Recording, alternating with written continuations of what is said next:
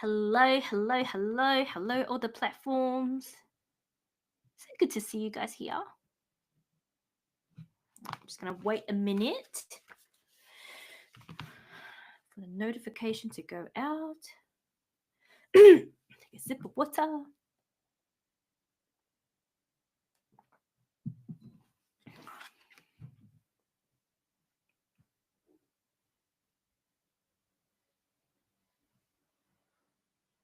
Okay, we're good. Hello, hello, hello, and welcome to this episode of the Womanly Way podcast. I am your host, Lala Angela Wang.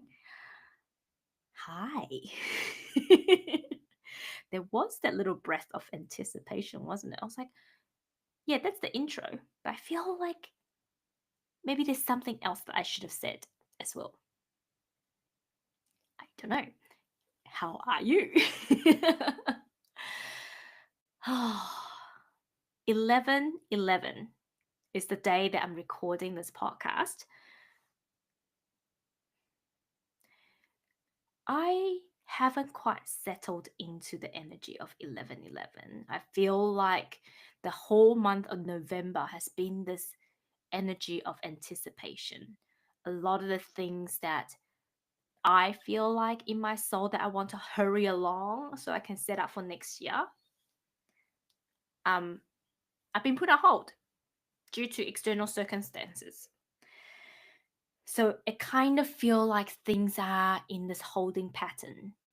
And I also kind of feel like that's the universal message for us to essentially sitting in the gap and wait. But also love this quote from my mentor, Donna McCormick of Spectrum Healing. She always says this whenever we are either at a retreat or at a meditation class. Never waiting, always preparing. And I really feel like this next 2 months has got this preparation energy, whether that we're preparing it ourselves or the universe is preparing for us.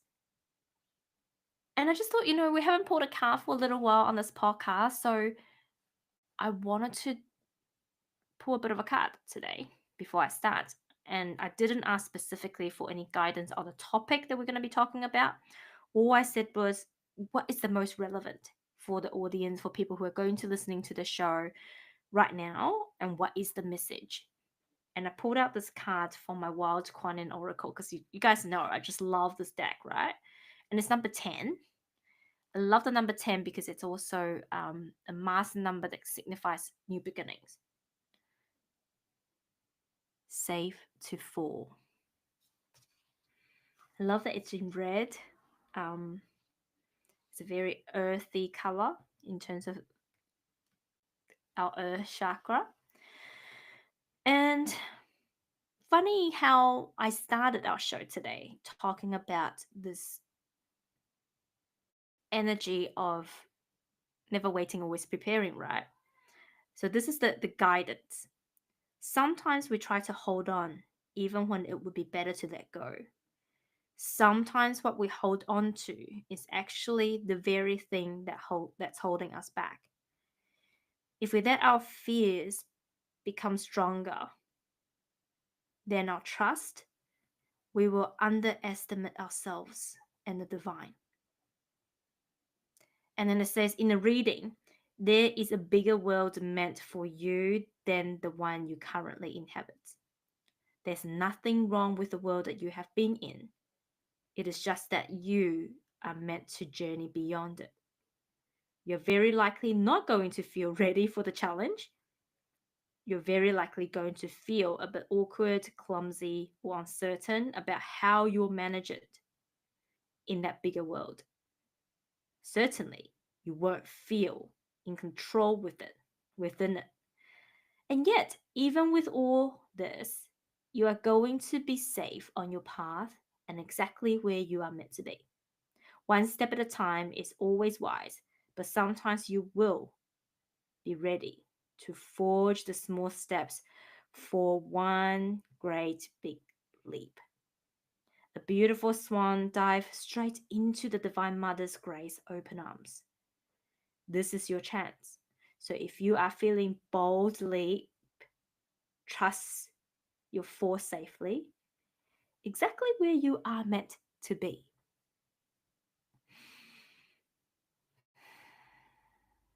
Let's just take a deep breath in and anchor that in. So, in my personal life at the moment, there are a lot of changes. If you've been a regular listener of the show, you will hear me saying that there's a lot of changes coming.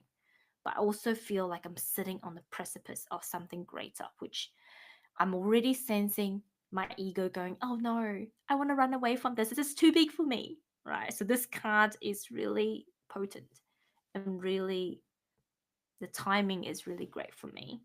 And it's really funny today. I just finished a business meeting with my Success Woman Collective team of women who they're essentially my business support network.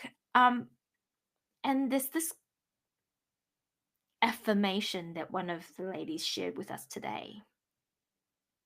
I'm releasing. I'm trying to remember what she said. Oh no, I was actually regurgitating it on my way home. It start with R. What am I releasing?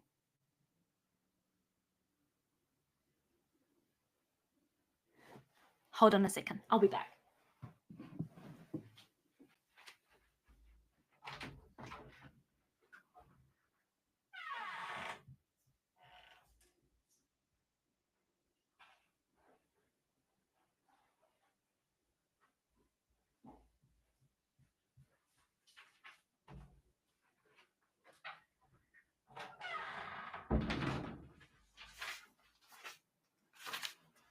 Because this is a great quote, I really want to read it out properly and do it justice. It's an affirmation that you essentially say to yourself continuously, whenever.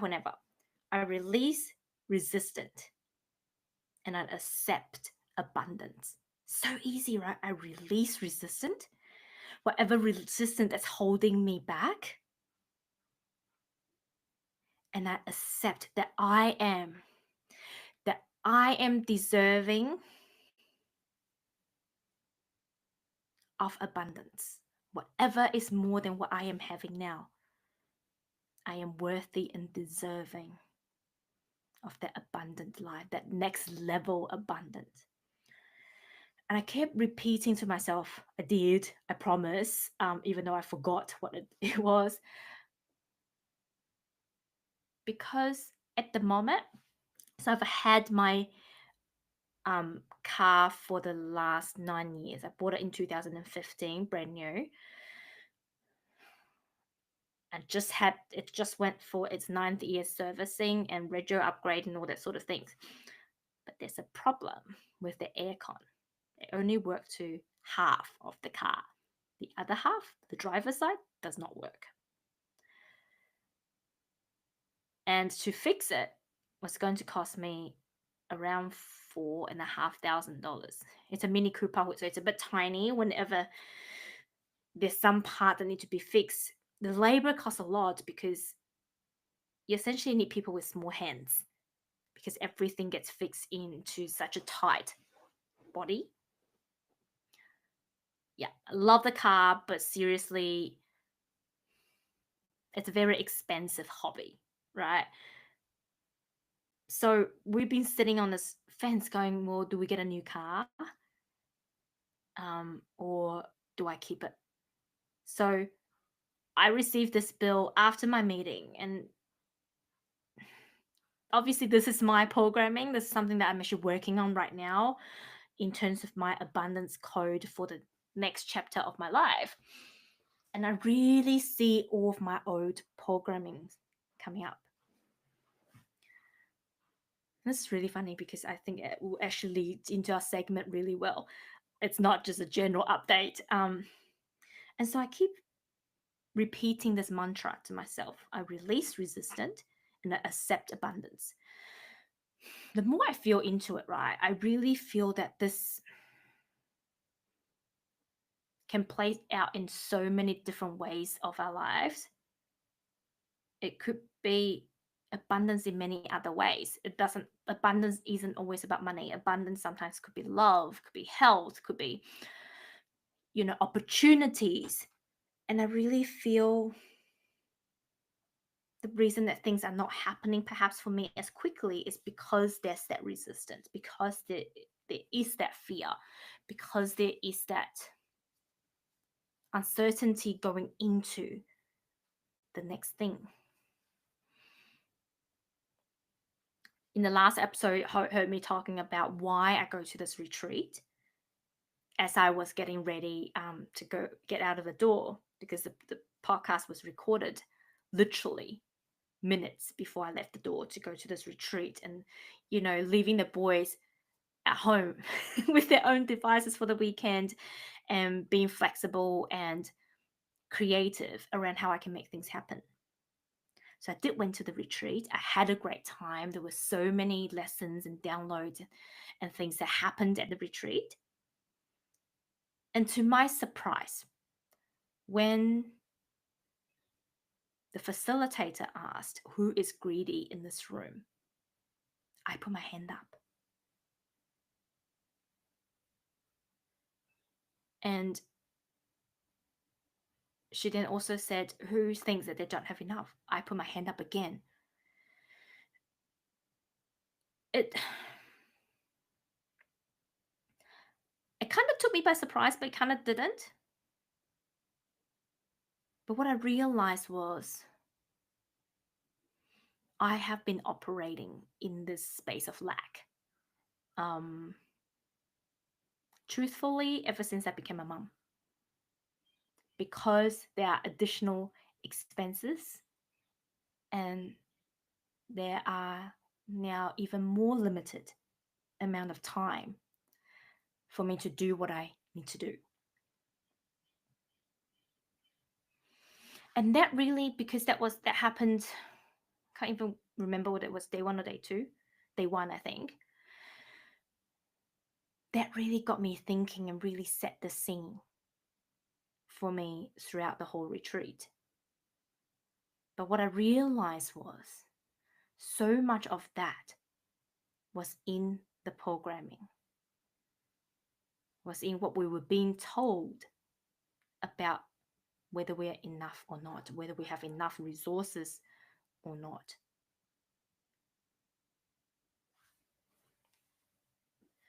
But this is what I also believe about programming. It's not like you have a lack belief and you're lacking always.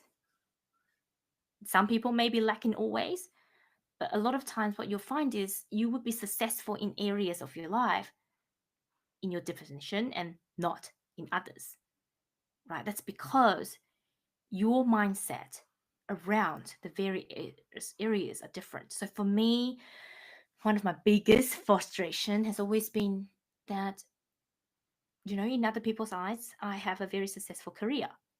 I do believe I am very grateful for my career as well, and I do believe that I have a very successful career. But when it comes to business, and really when it comes to personal finance, just, full transparency, sometimes I'm not that great at. Now, do you relate? Like, I just feel like I always have to go for the next training. There's always more training to do. There's always more training to do, and there's never enough money around for me to do the things that I wanted to do. So the feelings and emotions around that is the feelings and emotions around lack. Is it true that I don't have enough money to do what I needed to do? Possibly. But is it true that I really needed those things? No. And this is the lack for me, is not the lack of resources. It's actually the lack that I see in myself. That not enough It's not the not enough of resources, and this is my realization at the retreat. It's the not enough in me, so I have to keep investing in different things for me to feel enough.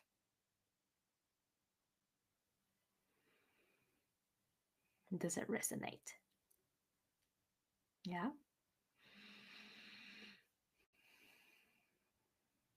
So let's breathe in and breathe out. So often in these times when we make those decisions out of lack, it's out of the lack of self-worth. Right? When we have resistance towards change, it's like, oh no, I don't deserve that. I don't deserve that. But I do want to flip this a script to this thing that I want to talk about today, which is all about your devotion. Right? When it comes to my devotion, my self-worth is 100% because I truly believe that I'm a student in life. And therefore, I am devoted always to learning and improving.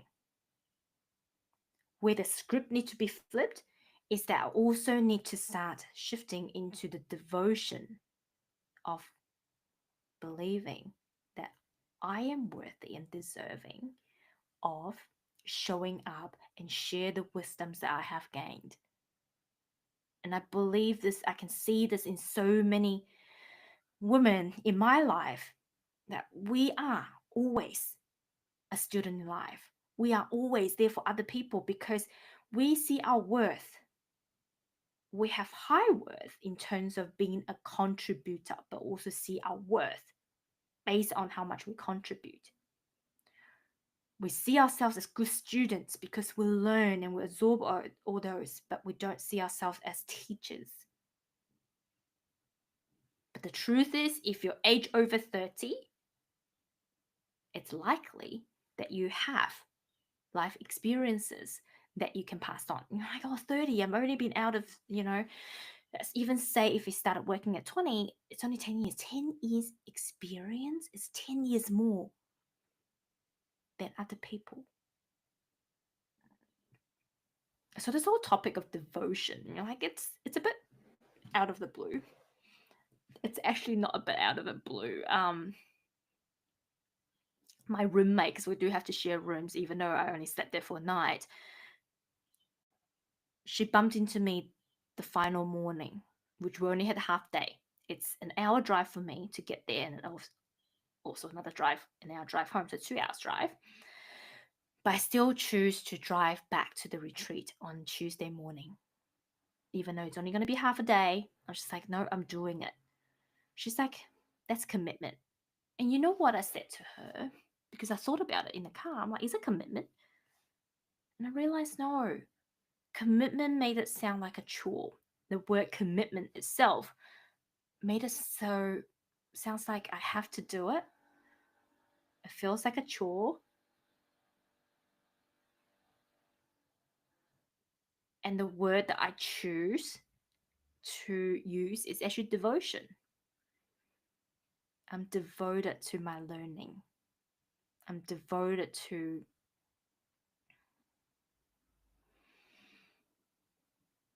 continue to explore and expand and grow in my own journey so I can be a better mom, a better spouse, a better daughter, a better employee, a better employer, a better leader, a better teacher, a better. Because that's my devotion to myself and to my evolution. But what I realized post the event as well, that it is my devotion to continue to dig deeper and go down to those uncomfortable rabbit holes in terms of our emotions and shadows, to look at where can I transmute, not just for myself but also for humanity, and where can I let go of more of my resistance so I can create more abundance, but then also so I can show up and teach people how to be more abundant.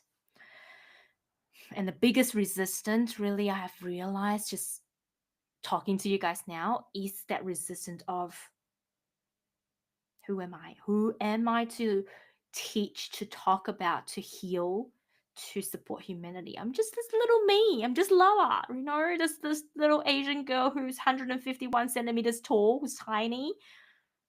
I'm just this little me.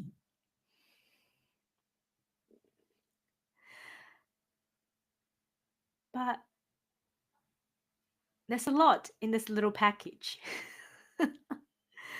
And I truly believe when I signed my soul contract, I made it something big because I love people, I love humanity, but also get frustrated with our peopleness. By the way, if you study five element theory, I think I am a metal constitution because I hate when people are being peoply. um, yeah, I can't deal with people that just being people. I'm like, you have so much more potential. Can you just live up to your potential? But yet, see, this is why we're always our biggest teacher, right? I know that I need to step up and live my fullest potential myself as well. And the more that I tune into this mantra, I release resistance and I accept abundance. By the way, Samantha Avery, I thank you for this um, quote or mantra or affirmation, whatever you want to call it. And for those of you who want to get some good, really juicy Reiki healing, or if you wanted to become a Reiki practitioner, Samantha Avery, go and check her out. She's one of the most experienced Reiki healers and teacher here in Sydney that I know. Okay. So, Sam, thank you. I the more that I tune into this mantra, I really think, it's releasing the smallness in us and really stepping into this devotion of being the best version of ourselves and sharing the knowledge. And really, for me, I would never stop talking, at least for based on what I know myself now, I would not stop talking about what I know. I would not stop talking about sharing the things I'm passionate about. That's actually my devotion. I'm devoting to my craft. I'm devoting to exploring what my craft is. And I'm devoting to really ultimately living my purpose. So, for those of you, you might be thinking, well, I don't know what my purpose is. Well, then your devotion would be to discover what your purpose is. And it's really interesting. If someone is to ask me right now, what's the purpose of life? I think the purpose of life is to discover what your purpose is and then live that purpose. And it's to devour your life to find that purpose, and live your life as per your purpose, right? And really, for me, it's an unconscious thing that only become conscious for me now. By having this devotion, almost like an obsession. I think devotion, the difference between commitment and devotion is devotion becomes an obsession. That's your number one priority, whereas commitment feels like something that someone forces me to do and I feel like I have to do it. I think that's the main difference. And out of this devotion, like truly, truly, truly, it doesn't just make me a better person. In fact, I think if I became a mom 10 years ago, I would be a horrible mom. I was a very horrible person, I have to say. More because I didn't know how to control my emotions. You were not like my colleagues always ask me, how do you stay so calm? Like whenever there's crisis, they always come to me to feel calm. And I said, it's a lot of practice. It's actually a devotion to calmness, to finding inner peace, because I know how disruptive I can be when I do erupt, right? So for me, that devotion initiated from a fear of lack, fear of scarcity, fear of I just want to run away from this version of me that I don't love. But the more that I delve into it, the more I realize I need to do the opposite. I need to love into those parts of me in order to feel more at peace. Because if you think about it, let's say it's holiday season, right? The thing that everyone's trying to avoid sometimes is family situations, and generally they get a bit heated over the holiday season. But just imagine this for a second, even if you just close your eyes. If you continue to avoid it, don't you always have that niggle in your heart? Just think about something that you want to avoid. What does it feel? It feels like a niggle. But what if you can accept it and love it? It becomes your devotion to accept and love the situation. Doesn't it just feel like, oh my God, the weight has been taken off? It's not always easy, right? And sometimes we probably do have to work around it. And there are probably some people that are just so toxic that we need to avoid. But I think we need to accept those situations and go, well, that's what it is. I either continue to hold resentment and resentment and resistance are exactly the same. I either continue to hold resentment and resistance towards this person, or I just let it go. Whatever it is, and I'm going to look after my best interest, my family's best interest. I'm just going to let it go, right? Whether you let it go by means of not being in contact with this person, by sending them love. Okay, there's a difference between you avoid this person, not have them in, you cut them off, and you continue to hold that resentment, or you cut them off and you send love. That's two very different vibrational frequencies, right? And I think it's the same thing when it comes to a devotion to peace and calmness and your highest good and your highest vibration. It's what is going to be in your highest good, because it's very likely if you act and devote your life to creating whatever's best in your highest good, the ripple effect is going to affect you and your family. So, because you are always in your highest vibration, then your family's going to feel it and you're going to bring up their vibration and they're going to be at the highest possible vibration that it can be. To give you an example, so George was at swimming lesson on Saturday. Scott and I both went. Initially, I wasn't going to go next to the pool with him, but he requested that I go with him. I'm like, okay, that's all right. Well, actually, initially, he didn't want to go to the pool, but he requested that I go with him. So I went. And then I got Scott to take him to the pool, but he wanted me. So I went as well. So what had happened was, so last week I wasn't there. And last week I was there, but the week that I wasn't there, there's this new boy that came in. Well, actually, he's not new. He was there a couple of times, and then it didn't quite work, and then they took a long break, and then they finally come back. He was just screaming and crying the whole time. There used to be another boy that does that too. And George was just like, "Oh my God, I can't stand this energy. It's too much." So he started crying. He started throwing attention and wanting us to go into the pool with him. And the teacher was like, "Is it me?" I'm like, "Actually, it's not, because he's perfectly fine with you until someone is very distressed coming into the picture."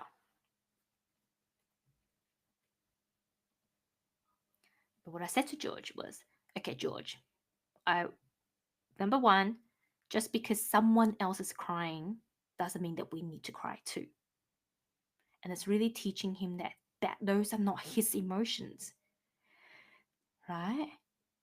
And I stay calm the whole time. I say, "Hey, George, just because someone else is crying, we don't have to cry too."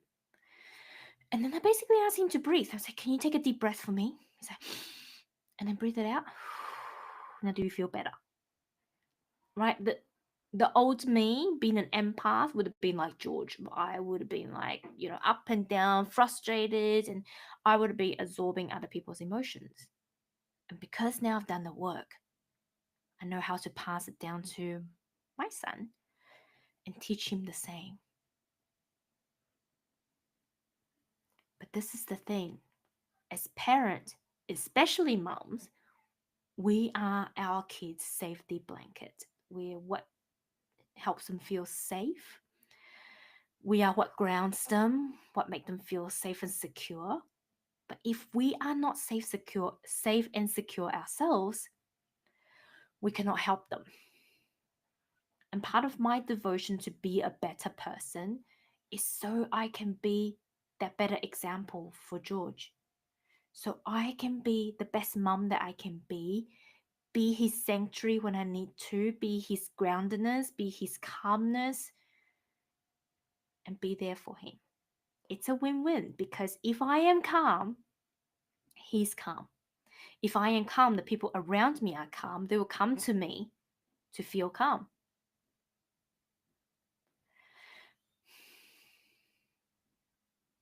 I know it's a long-winded way, and some of them may not make sense,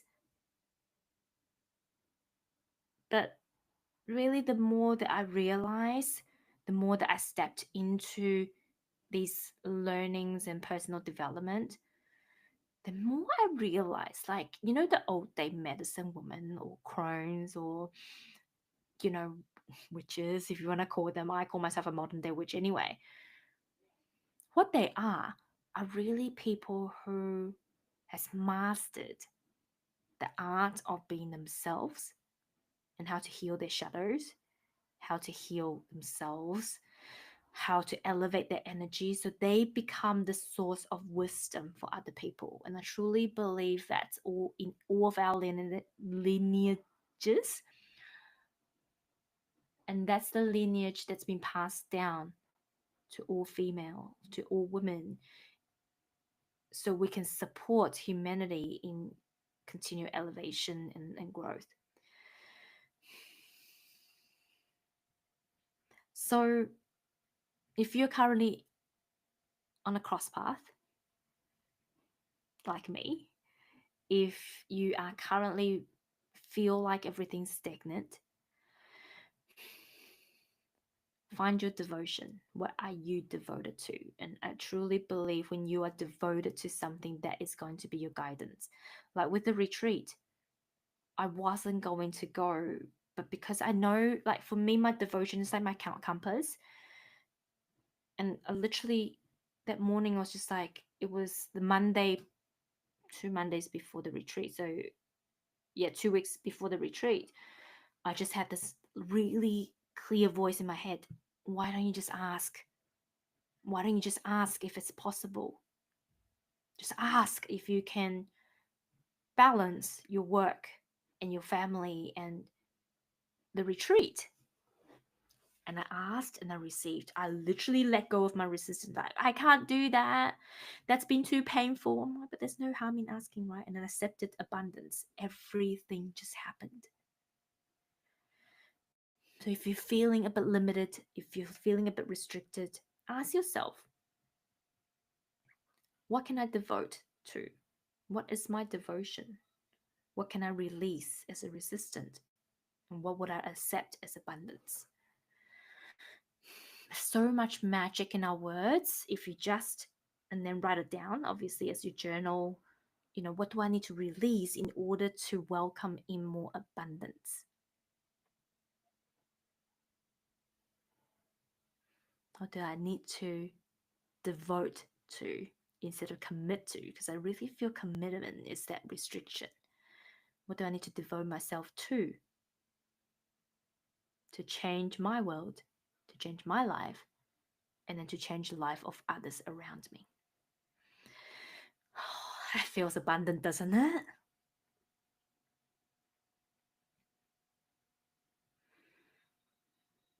And really, like I said, if you don't know what your purpose is, devote to find your purpose.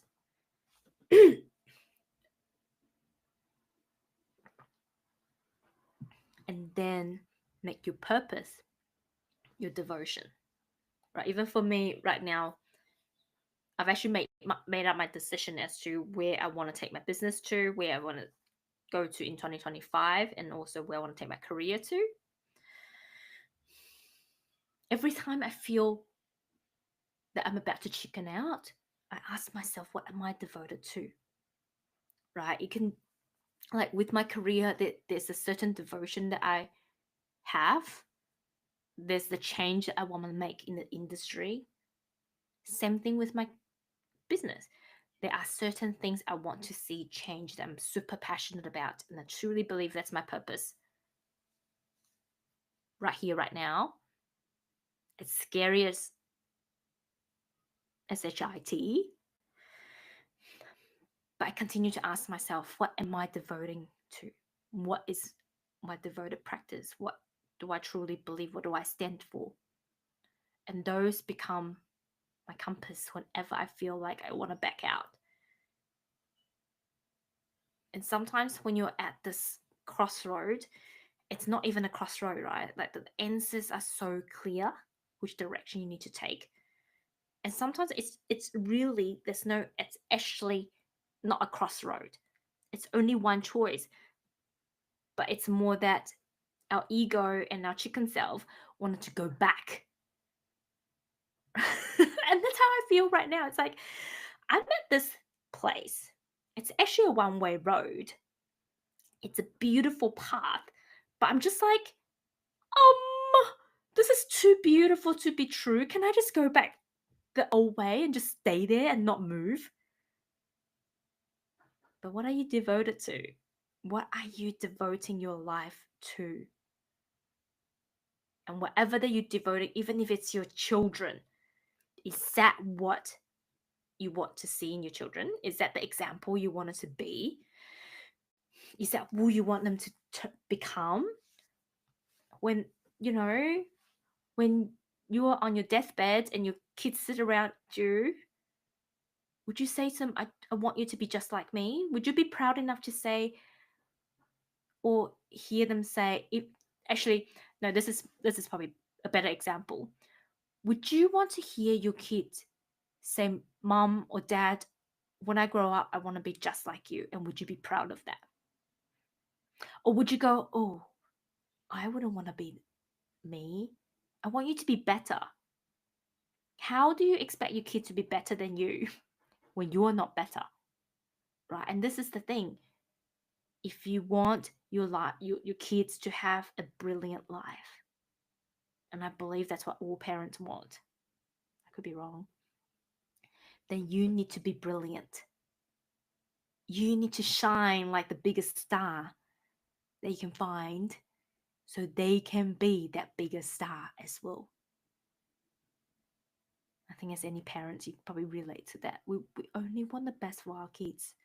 But in order to give them the best, we need to be the best example as well. And are you? Are you setting the best examples? Are you being the best that you can be? Or are there still room for improvement? And that should be your devotion. It's a bit of a rant. And I hope that it's making sense. I hope it's landing. I hope it has inspired you. I love you all so much, and I hope you enjoyed this episode. As per usual, all our links and information are all in the show note. There's a little bit of a change in terms of our handles, which, as per usual, will be in the show notes. So just go to the show note below and find all our new handles because of the rebrand that's happening. It's happening progressively, but I have recently updated all my social media handles. So, yeah, go and check them out. Provide your feedback. Communicate with me. Hang with me if you like, and I'll be posting the obviously the reading, the cards, the descriptions on my Instagram as well. And I will chat with you all next time. Love you all so, so much. And thank you once again for listening. Bye.